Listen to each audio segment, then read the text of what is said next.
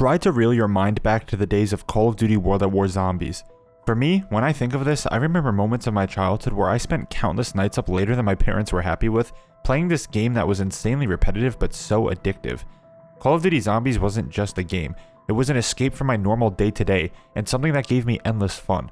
Now, almost 20 years later, these older Zombies titles tend to bore me, not because they're inherently boring games, but because I'm used to the zombies we have now.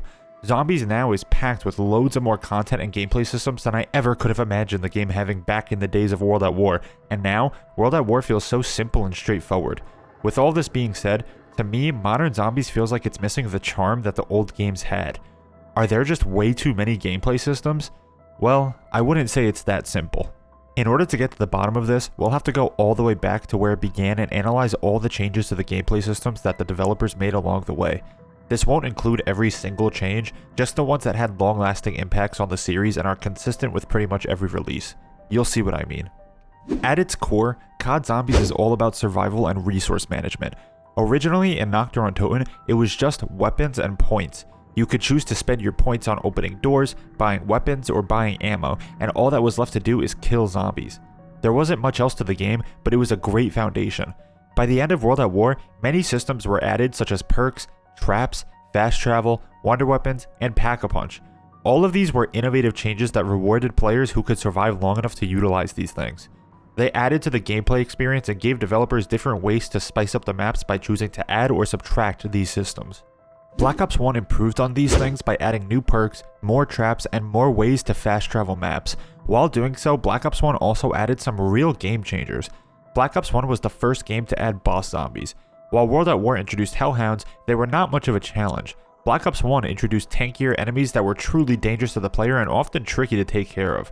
Some examples were the Shrieker, the Napalm Zombie, and the Cosmonaut from Moon. They felt original and unique and added to the aesthetic of the maps. Black Ops 1 was also the first game to introduce main quest Easter eggs. These were optional quests that hardcore and story-driven players can embark upon, where they faced a series of challenges and puzzles to finally make their way to the end of the quest, where they typically learn some information about the game's narrative. Where Black Ops 1 really excelled, and this is important, is in its map design.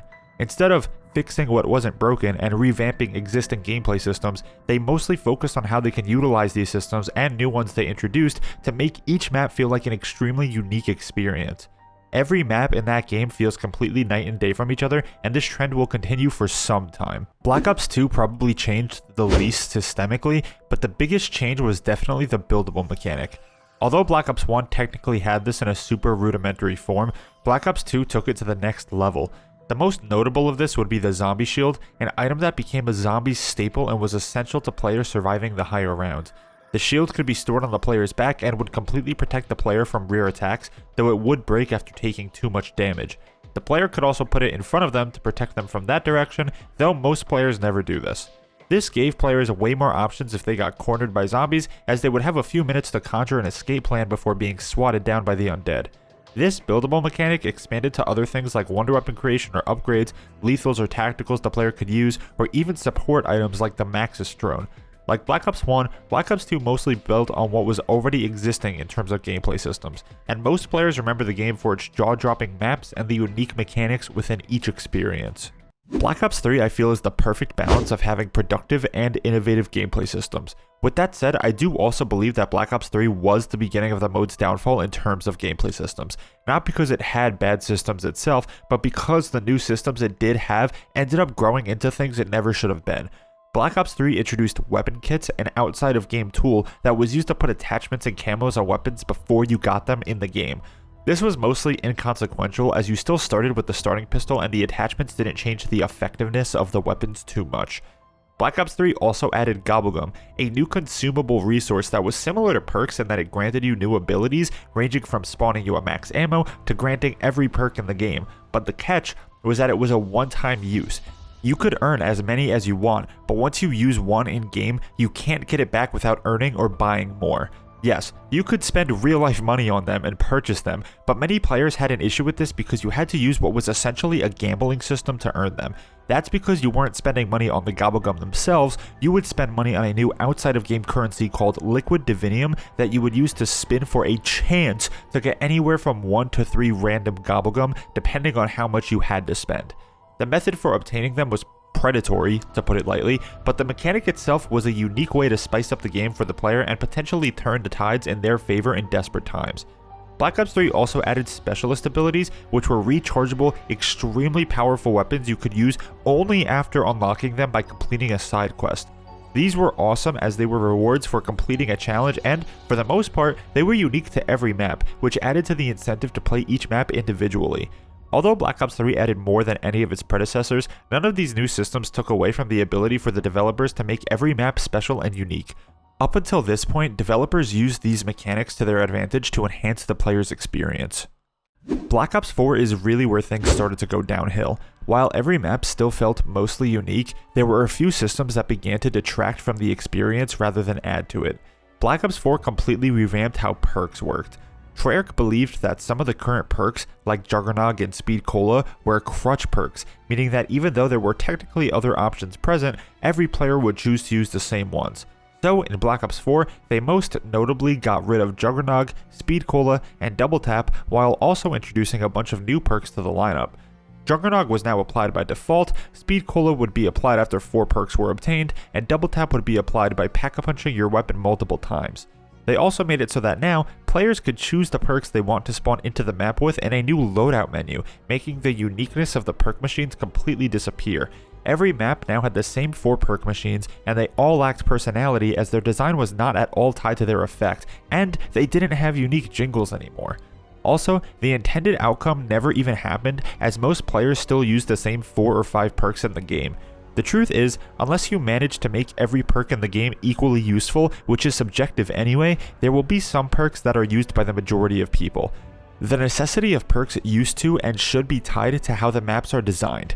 For example, in Origins, I usually always equip Stamina Up instead of Speed Cola or Double Tap just because I want to be able to navigate through the mud easier.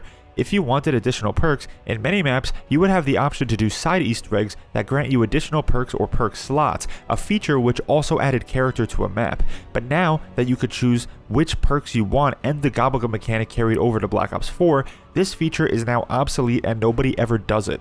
This whole perk mechanic revamp was a solution to a problem that never existed and only made the maps feel less unique by extension.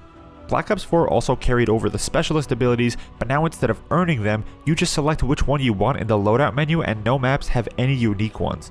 This also detracted from the uniqueness of the maps, as not only did it remove the awesome quests to earn these, but you could also use the same specialist ability on each map. Lastly, although Black Ops 3 had weapon kits, at least you still couldn't change your starting pistol. Now, players could choose a weapon that wasn't the starting pistol in their loadout, like a shotgun, making the progression of power in the game feel slightly different.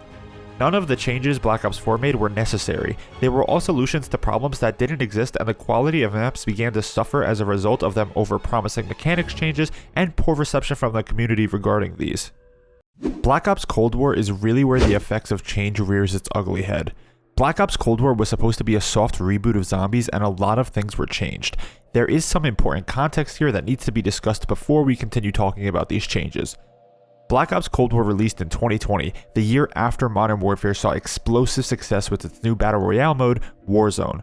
Warzone introduced thousands of new players to Call of Duty, and Activision, rightfully so, saw it as a commercial success. After this, Activision directed Treyarch to implement many mechanics from Warzone in order to bridge the gap between game modes in Black Ops Cold War, with the goal of migrating players from Warzone to zombies and vice versa. They added some insanely game-changing features to zombies as a result, some of which being armor plates, full loadouts, ammo crates, trials, weapon rarities, and score streaks.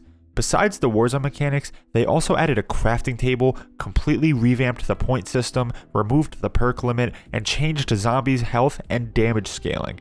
There's so many changes, so I'll go through each one and try to be very brief describing the effect it had. Armor plates were seemingly added for no reason other than to appeal to the Warzone fans, and they changed the zombie damage and health scaling around it, basically making it impossible to survive at higher rounds without armor. This was a solution to a non-existent problem. Full loadouts allowed players to spawn with any weapon they wanted to, which basically removed the incentive to hit the mystery box other than to get wonder weapons.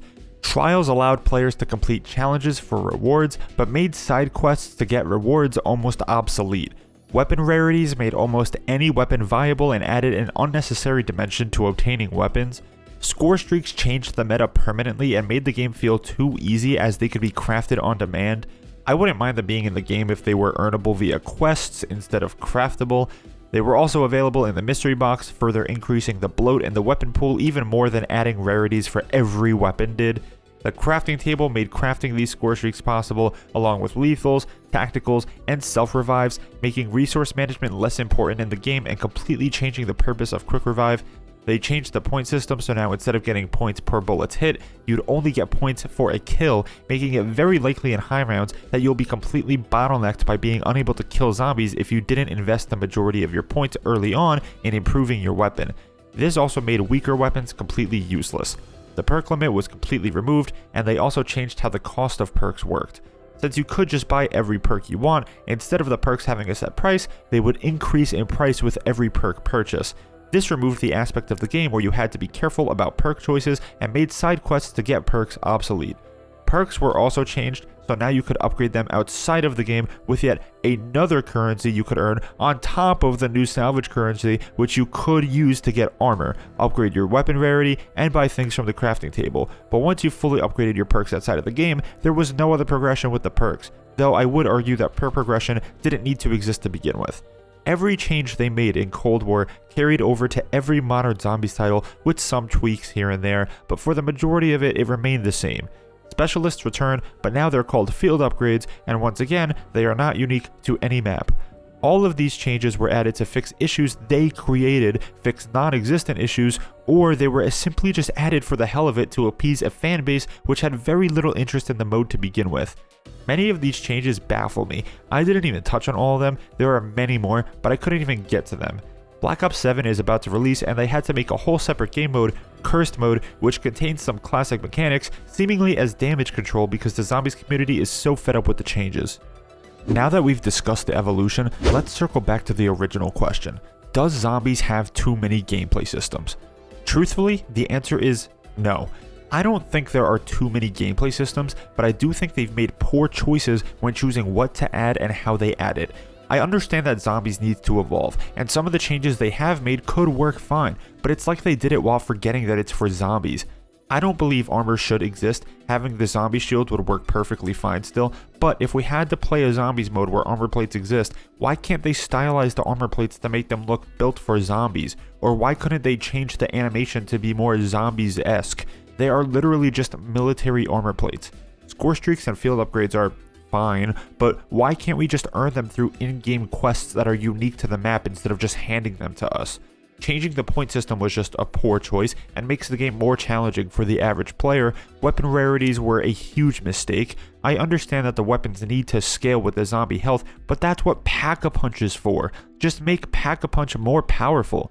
Trials are fine, but don't allow them to reward wonder weapons or things other than points, lethals, and tacticals so that side quests are still valid. Removing the perk limit is fine, but don't put the Wonder Fizz on every map and limit which perks are on the map so that players could still have to do side quests to get every single one. To put it simply, I don't think the quantity of gameplay systems is the issue, I think it's the quality of them and how they've been implemented. Old zombies specialized in working in synergy with the gameplay systems to further the uniqueness of every single map, but the homogeneity of modern gameplay systems makes every single map play identically and contain the same content.